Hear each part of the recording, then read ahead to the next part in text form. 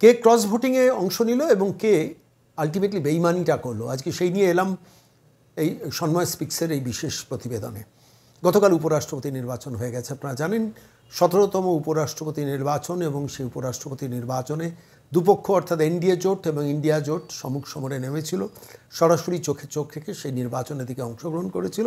এবং সেই নির্বাচনে এনডিএ জোটের প্রার্থী ছিলেন মহারাষ্ট্রের রাজ্যপাল সিপি রাধাকৃষ্ণন, এবং ইন্ডিয়া জোটের প্রার্থী ছিলেন প্রাক্তন সুপ্রিম কোর্টের বিচারপতি সুদর্শন রেড্ডি। সুদর্শন রেড্ডি জিততে পারবেন না, সিপি রাধাকৃষ্ণন জিতবেন, এটা অনিবার্য ছিল, ভোটের অঙ্ক বলছিল। কিন্তু কে কত সংখ্যা পাবেন সেই দিকে নজর ছিল সবার।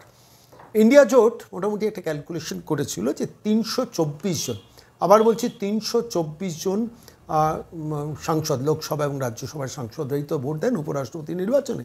324টা ভোট ইন্ডিয়া জোটের ঝুলিতে যাবে, আর 439টা ভোট এনডিএর ঝুলিতে যাওয়ার অঙ্ক।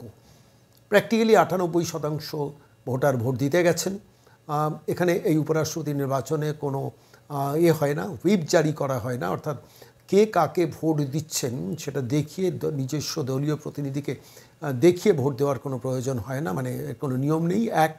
দ্বিতীয়ত কোনো হুইপ তো জারি করা যায় না যেমন, দ্বিতীয়ত একটা নির্দেশিকা জারি হয়, এবং সেই নির্দেশিকার ফলেই আলটিমেটলি 439টা ভোট পেতে পারেন, এই ক্যালকুলেশন ছিল এনডিএ জোটের। আর ইন্ডিয়া জোটের ক্যালকুলেশন ছিল 324টা ভোট। কিন্তু বাস্তবে কী হলো, ইন্ডিয়া জোট 324 থেকে নেমে দাঁড়ালো 300, আর এনডিএ জোট যারা 439টা ভোট পাবেন তার পাওয়ার কথা ছিল, তারা পেয়ে গেলেন 452। অর্থাৎ যা ক্যালকুলেটেড ফিগার ছিল তার থেকে 13টা ভোট বেশি পেলেন এনডিএ জোটের প্রার্থী সিপি রাধাকৃষ্ণন। আর ইন্ডিয়া জোটের সংখ্যাটা 324 থেকে নেমে হয়ে গেল 300। তাহলে এই 24 জন ভোট কারা দিলেন না, এই ভোটটা কোথায় গেল? স্বাভাবিকভাবে যারা রাজনৈতিক বিশেষজ্ঞ তারা অঙ্ক কষবেন, কিন্তু 15টা ভোট বাতিল হয়েছে টেকনিক্যাল কারণে। কিন্তু 15টা ভোট বাদ দিল, বাকি ভোটগুলো তাহলে গেল কোথায়? ইন্ডিয়া জোটের যে 324 সবাই যে ইন্ডিয়া জোটের যারা ভোটার তারা ভোট নষ্ট করেছেন, এটা তো ভাবার কোনো অঙ্ক নেই, মানে কোনো কারণ নেই। দুপক্ষেরই ভোট নষ্ট হয়ে থাকতে পারে এক। দ্বিতীয়ত হচ্ছে ক্রস ভোটিংটা কারা করলেন? এই পশ্চিমবঙ্গ থেকে ক্রস ভোটিং কারা কেউ করেছেন?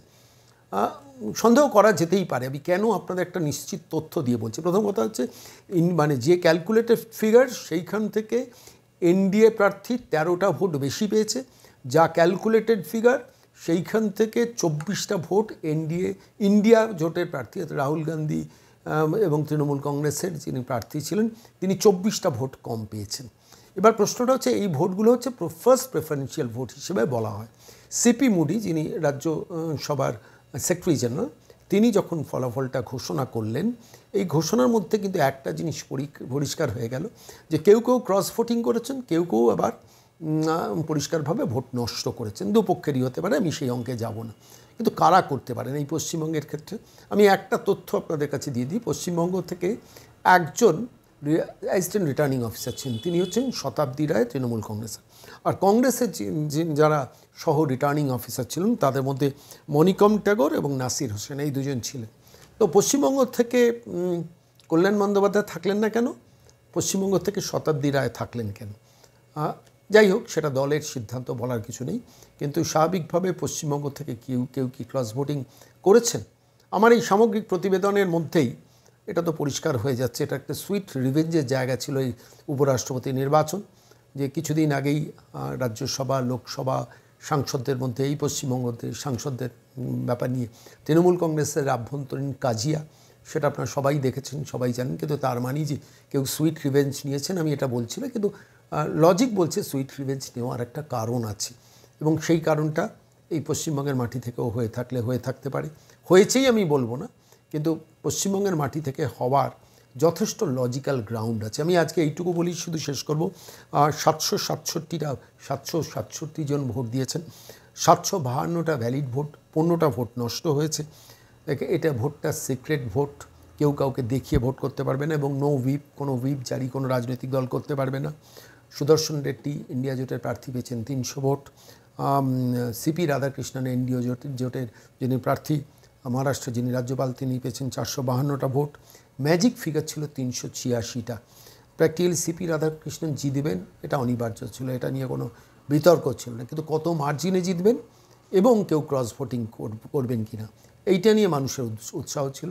সেইটাই শেষ পর্যন্ত যখন রেজাল্ট বেরোলো দেখা গেল 24টা ভোট ক্যালকুলেটেড ফিগার অনুযায়ী কমে গেল ইন্ডিয়া জোটের ফলে। তো ইন্ডিয়া জোট এবার নিজেদের আভ্যন্তরীণ ইকুয়েশন শুরু হবে, একে অপরকে সন্দেহ করাটা শুরু হবে। শুধু একটা তথ্য আপনাদের আজকের এই প্রতিবেদনে দিয়ে রাখি যে 3টে রাজনৈতিক দল তারা কিন্তু ভোট থেকে অ্যাবস্টেন্ট ছিলেন। তার মধ্যে তেলেঙ্গানার বিআরএস ছিলেন, বিজেডি উড়িষ্যার ছিলেন এবং অকালি দল। হিসেব মতো এই 3টে রাজনৈতিক দলের প্রতিনিধিদের ভোট দেওয়ার কথা নয়, হয়তো তারা ভোট দেনওনি, কিন্তু 15টা ভোট নষ্ট করলেন। কারা ইচ্ছাকৃতভাবে নষ্ট করলেন? দেখুন, যারা রাজ্যসভার সাংসদ বা লোকসভার সাংসদ তারা তো সাধারণ ভোটার নন যে ভোটটা দিতে গিয়ে ভোটটা নষ্ট করলেন। হয়তো ইচ্ছাকৃতভাবেই ভোটটা নষ্ট করা হয়েছে। কে তারা? আম আদমি পার্টির একজন ভোটার সম্বন্ধে প্রশ্ন উঠছে যে তিনি হয়তো সুইচ ওভার করে থাকতে পারেন বা তিনি ভোটটা নষ্ট করে থাকতে পারেন। আর পশ্চিমবঙ্গের ক্ষেত্রে যেহেতু আমরা পশ্চিমবঙ্গের মানুষ, পশ্চিমবঙ্গের এই ভোটে একটা সুইট রিভেঞ্জের অঙ্ক কাজ করছে। আমি শুধু কে ভোটটা অন্যদিকে দিয়ে থাকতে পারেন, কে ক্রস ভোটিং করে থাকতে পারেন, কেন করে থাকতে পারেন, এসব ব্যাখ্যায় যাব না, কেন আন্দাজে কোনো তথ্য দেওয়া উচিত না। কিন্তু লজিক বলছে পশ্চিমবঙ্গ থেকেই ক্রস ভোটিংটা হয়েছে, যেটাতে হয়তো ইন্ডি জোটের ভোটটা কমেছে। আমি এইটুকুই আপাতত আজকে পেশ করব এবং শুধু এইটুকু বলবো যে পরবর্তী দিনে ইন্ডিয়া জোটের মধ্যে পারস্পরিক অবিশ্বাস আরও বাড়বে। এই 324টা যদি 330 হতো, জোটের কনফিডেন্স বাড়ত, কিন্তু 24টা ভোট, মনে রাখবেন 24টা ভোট কমে যাওয়া।